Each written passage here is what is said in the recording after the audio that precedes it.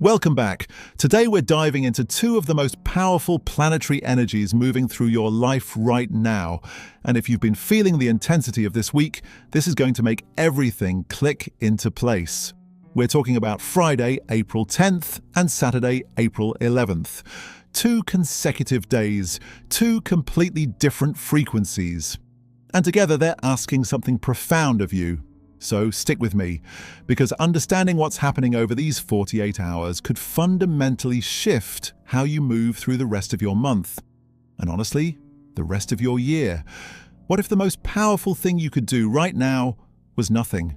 Not nothing as in giving up, not nothing as in checking out, nothing as in stepping back far enough to finally see the whole picture. Because here's what nobody tells you after a week like this one. After the fire, after the shift, after the energy that cracked something open inside you, there's a moment, brief, precious, where you can see clearly. And if you miss it, if you rush straight from the transformation into the next action, you risk moving fast in the wrong direction. So here's the question. This video is going to answer, what do you do with fire once it's shown you the truth? Let's take a moment to honor what just happened. This week was not ordinary. On Wednesday, you felt something unlock. A subtle click, Mars sextile Uranus, like a door that had been stuck for weeks finally giving way. No drama, no announcement, just space where there wasn't space before. Then Thursday arrived and the fire came with it, Mars entering Aries after weeks in Pisces. That shift in energy, from fog to flame, from drifting to direction, was felt in the body before it was understood by the mind. A surge, an aliveness, that particular electricity of I am ready to begin. And if you've been following along this week, you already know the depth of what that stellium, Mars, Saturn, Neptune, all gathering in Aries, is asking of you. It's asking you to build something real from your most essential fire. But here's the thing, when a lot of energy moves through you in a short period of time, when the emotional and energetic landscape shifts as rapidly as it has, the nervous system needs something. Not more stimulation, perspective. And that's exactly what today brings. Friday, April 10th. The moon moves into Aquarius. And if Mars in Aries was a fire lit in your chest, the Aquarius moon is the moment you climb to the top of a hill and watch the smoke rise, not to extinguish it, not to run from it, but to understand where it's coming from and where it's going. Aquarius is one of the most misunderstood signs in astrology. People often think of it as cold, detached, emotionally unavailable. But that's not quite right. Aquarius doesn't feel less. It feels differently. Where other signs feel from the inside of an experience, Aquarius has this extraordinary capacity to feel from a slight remove, to be in something and above it at the same time. Think of it like the difference between swimming in the ocean and watching it from a cliff. The swimmer knows the temperature, the current, the particular fear of what might be below. The feeling is immediate, visceral, intimate. The observer on the cliff sees the whole shape of the waves, the pattern, the rhythm, where the current is going. Neither perspective is more true. Both are necessary. And right now, after the immersive, intimate, sometimes overwhelming waters of Mars in Pisces, after the raw ignition of Mars in Aries, your soul is asking for the cliff. It wants to see the pattern. Here's what's fascinating about Aquarius energy, energetically speaking. Aquarius is ruled by Uranus, the same Uranus that sparked Wednesday's breakthrough. So there's a through line here, a coherence to these 3 days that isn't accidental. Wednesday, the unlock. Thursday, the fire. Friday, the understanding. The Aquarius moon is completing a microcycle of transformation. It's the integration phase, the moment where what was felt becomes what is known. In neuroscience, this has a parallel in what researchers call consolidation, the process by which the brain converts recent experience into lasting knowledge. It requires rest distance, and something the scientific community is only beginning to take seriously. A quality of open, unfocused attention, not analysis, not forcing, not grinding the experience for every last insight, just spacious awareness, which is, incidentally, the exact quality Aquarius brings. Let's talk about what you might be noticing in your body and mind today. There's a certain lightness. After the intensity of the week, something has shifted. Not resolved necessarily, but lifted slightly. Like the weather changed overnight and the air is sharper, cleaner. Your mind might be working differently, more laterally, making connections between things that seemed unrelated. Seeing systems where before you only saw isolated events. There might be a social pull, but not the warm personal intimacy of Cancer or the passionate connection of Scorpio, but something more intellectually electric. The desire to talk with people who think in interesting ways, to exchange ideas, to feel less alone, not through closeness, but through shared understanding. And there might be something else too, something quieter, a kind of bird's-eye view of your own life. You know that feeling when you're deep in a problem, so deep inside it that you can't see the solution, and then you step away for an hour, come back, and suddenly the answer is obvious. That's Aquarius Moon energy. The solution was always there, you just needed the altitude. Here's what's really happening on a deeper level. Aquarius is the sign of the archetype Carl Jung called the wise old man. Not old in age, but in perspective. The one who has seen enough cycles to recognize the pattern, who doesn't panic at the storm because they've watched enough storms pass. When the moon transits Aquarius, it's activating that part of you, the part that knows, even when you're in the middle of the hardest thing, that this too is part of a larger arc, that the chaos has a shape, that what feels like fragmentation is actually reconfiguration. And sometimes that knowing is the most stabilizing force available to us. Not comfort, not reassurance, not someone telling you it will be okay, just perspective, the quiet certainty of the long view. So what do you actually do with an Aquarius moon? Because energy, without application, is just philosophy, and Aquarius, of all the signs, appreciates practical intelligence. First, create space for reflection, but make it structured. The Aquarius moon is ideal for review. Look back at the week. Not emotionally, not with judgment, but with genuine curiosity. What shifted? What surprised you? What did you feel on Wednesday that you understand differently now? What did Thursday's fire reveal about what you actually want? Don't journal this in the usual emotional way. Try something more analytical. A list, a mind map, a few clean questions answered honestly. What do I now know that I didn't know on Monday? What am I ready to act on, and what still needs time? Where am I being asked to grow? Second, connect with your community. Aquarius is the sign of the collective, not the intimate dyad, but the wider circle, the network, the tribe, the people who are building the same kind of world you're trying to build. Today is a good day to reach out, not for emotional support necessarily, but for intellectual exchange. Share an idea. Ask a real question. Have a conversation that makes your mind work. There's a particular kind of nourishment that only comes from feeling intellectually seen, and the Aquarius moon is asking you to seek that out. Third, think about the future, but from a higher altitude. Aquarius rules vision, not the intimate personal dreams of Pisces, but the collective blueprints, the long-game thinking, the architectural plans for what could exist. This is an excellent day to revisit a project, a plan, or a direction, not to execute, but to see it clearly. To ask, does this still make sense? Does this align with who I'm becoming, not just who I was when I started it? The fire of Mars in Aries will carry you forward. But the Aquarius moon lets you confirm, is this the right direction? And now I have to tell you about Saturday, because if Friday is the clarity, Saturday is the confrontation. April 11th, Venus Square Pluto. Two words that, if you know anything about astrology, you'll already feel in your body a little. This is not a gentle aspect. This is not a harmonious flow. This is pressure. This is the moment a relationship, whether with another person, with money, with your own desires, with the parts of yourself you love, gets put in a crucible. And crucibles, as every alchemist knows, don't destroy what is real. They reveal it. To understand what's happening on Saturday, you need to understand who these two planets are. Not just symbolically, but energetically, archetypally in the way they show up in your lived experience. Venus.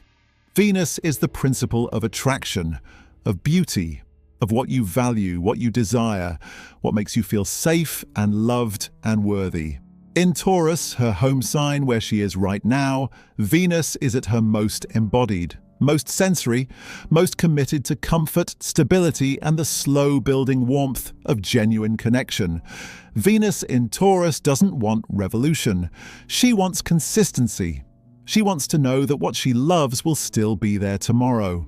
She wants to feel held. Pluto. Pluto is the principle of transformation, of death and rebirth, of the deep, dark things that move beneath the surface of consciousness. Pluto doesn't ask politely. Pluto doesn't knock at the front door. Pluto comes up from underground. It finds the thing you've been trying not to look at. The wound you've been carefully avoiding. The dynamic in your relationship that you both know is there but have silently agreed not to name. And it turns the lights on.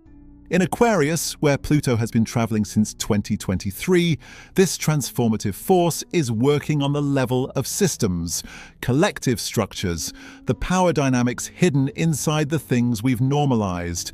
And here's what's really happening when Venus in Taurus forms a square with Pluto in Aquarius. The square is a 90-degree angle. In astrology, it represents tension, friction, the forcing function that makes change impossible to avoid any longer. The desire for comfort and the necessity of transformation are on a collision course. And in the territory of relationships, money, and self-worth, something is about to become impossible to ignore. Let me be specific, because this aspect deserves specificity. When Venus squares Pluto, several things can surface, and knowing them in advance means you can meet them with consciousness rather than being blindsided. There is a concept in Jungian psychology called the shadow. The parts of ourselves, and by extension the parts of our relationships, that we have unconsciously decided are unacceptable, that we've hidden from others and often from ourselves. The shadow isn't inherently dark in the moral sense. It contains rejected capacities, unacknowledged desires, needs we were taught not to have. And in relationships, the shadow is shared. We project our unacknowledged parts onto each other. We trigger each other into shadow material. We play out, in the theater of intimacy, the unfinished business of our earliest experiences of love. Pluto pressing on Venus is a shadow activation. The things you've been projecting, avoiding, or managing, they're asking for direct encounter. But here's what's fascinating and what often gets missed in conversations about this aspect. The word Pluto comes from the Greek Pluton, which means wealth, abundance.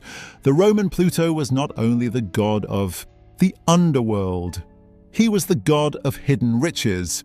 Because the ancients understood something we often forget. The things that are buried are not just the painful things. They are also the treasure. When Pluto presses on Venus this Saturday, yes, there may be tension. There may be difficult conversations. There may be things you can no longer pretend not to see. But underneath those things, there is gold. The real depth of feeling you've been afraid to express. The love you've been holding back because vulnerability feels dangerous. The desire you've been managing instead of following. Pluto is not trying to take away what you love. He's trying to free you to love it more truly. So how do you move through Venus square Pluto without either shutting down or escalating into unnecessary conflict? A few principles that I believe make all the difference. First, meet intensity with curiosity, not defense. When you feel a strong emotional reaction on Saturday, jealousy, hurt, possessiveness, the sudden weight of something you've been carrying, try to pause before defending or attacking. Ask instead, what is this feeling trying to show me? Not, what did they do wrong? Not, why am I broken? Just, What is this here to reveal? The reaction is information. The only question is whether you process it consciously or act it out unconsciously. Second, distinguish between the trigger and the wound. The trigger is what just happened. The wound is older. Under Venus Square Pluto, the wound tends to run the show, which means that what you're reacting to in this relationship, in this conversation, in this moment, is probably carrying the weight of many older moments. Give yourself, and the other person, the grace of that distinction. You can address what happened today. You can also gently, privately ask yourself, where have I felt this before? Third, if something needs to be said, say it. But from love, not from fear. Venus Square Pluto has a particular way of creating now or never moments, a sense that something can't stay unspoken any longer. And that sense is often right, but there's a difference between speaking from your truth, from love, from genuine need, from a desire for real connection, and speaking from your wound, from fear, from the need to control, from the impulse to wound before being wounded.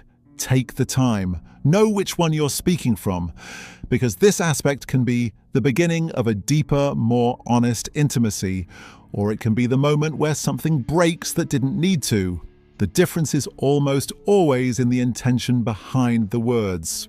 Fourth, what cannot be hidden, let be seen. This one requires courage. If something is becoming impossible to ignore in a relationship, a dynamic, a truth, a pattern, this is not the universe being cruel.